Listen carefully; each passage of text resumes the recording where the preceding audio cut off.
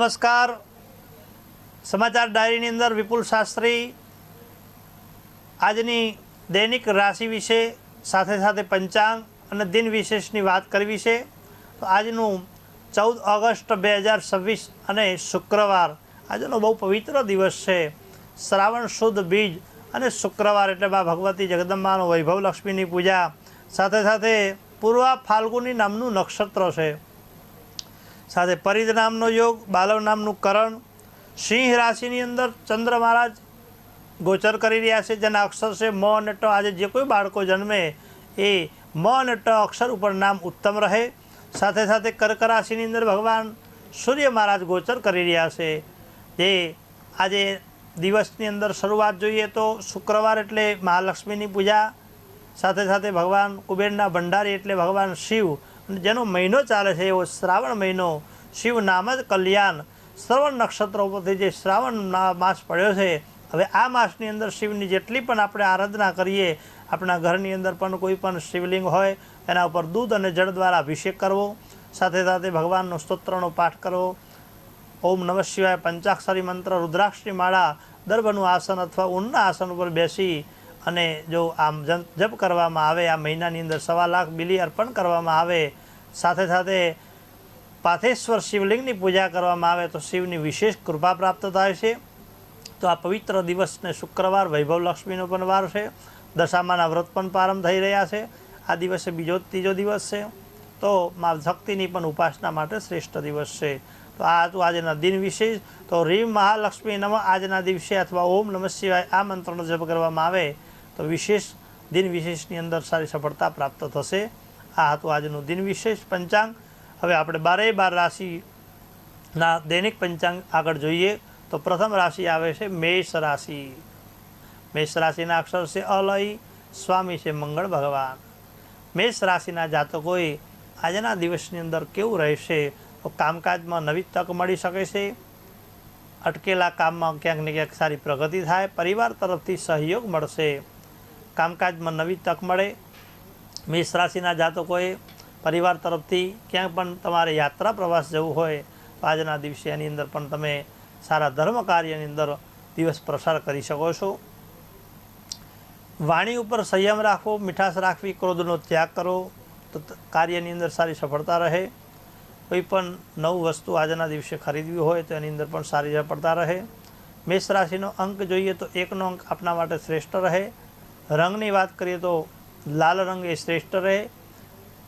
ઉપાયની અંદર તો આજના દિવસે ભગવાન ગણેશજીને ધરો અને જાસૂદનું પુષ્પ અર્પણ કરી શ્રી ગણેશાય નમઃ અથવા શિવના સાનિધ્યમાં ભગવાનને બિલી અર્પણ કરી શેરડીના રસથી અભિષેક કરો તો આપણો દિવસ શુભમય આનંદમય રહેશે. જય ગણેશ. રાશિ મંડળની બીજી રાશિ એટલે વૃષભ રાશિ, જેના અક્ષર છે બ વ ઉ. વૃષભ રાશિનો સ્વામી ભગવાન શુક્ર મહારાજ છે. વૃષભ રાશિના જાતકોએ જૂના સંપર્કથી ફાયદો થશે. આવકમાં વધારો થવાની શક્યતા.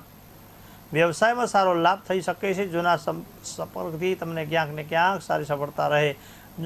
જૂના કોઈ પણ મિત્રો હોય, જૂના કોઈ વડીલો હોય એના આશીર્વાદ લો અને સંપર્ક સાધવાથી પણ ક્યાંક ને ક્યાંક સારા પ્રયોગ કરવાથી પણ ક્યાંક ને ક્યાંક તમને વૃષભ રાશિના જાતકોને સફળતા રહે.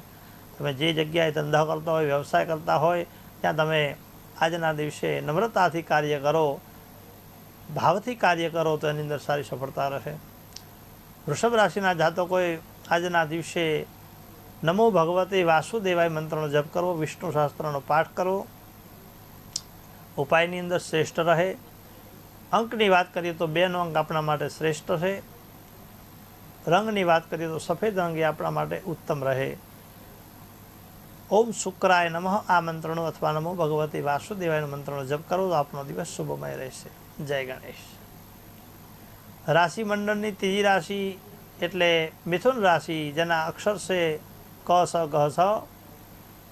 મિથુન રાશિનો સ્વામી ભગવાન બુદ્ધ મહારાજ છે. કાર્યસ્થળે તમારી પ્રસન્નતા થશે. મિત્રોનો સહયોગ મળશે. મિથુન રાશિના જાતકોએ આજના દિવસે મિત્રોનો સહયોગ મળે. મિત્રો દ્વારા આગળ અટકેલા કાર્ય પણ પૂર્ણ થાય. સાથે સાથે મિથુન રાશિના જાતકોએ નવા કામકાજમાં શરૂઆત માટે દિવસ સારો રહેશે. આજનો દિવસ પણ પવિત્ર છે શુક્રવાર. કોઈ પણ ગાડી કોઈ પણ નવો ફ્લેટ લેવો હોય, રિયલ એસ્ટેટમાં તમારે કોઈ નવી વસ્તુ ખરીદી કરવી હોય તો એની અંદર પણ સારી સફળતા રહે. જમીનના કોઈ પણ લેવડ દેવડવાળા કામ હોય તો એની અંદર પણ આજે સારી સફળતા રહે.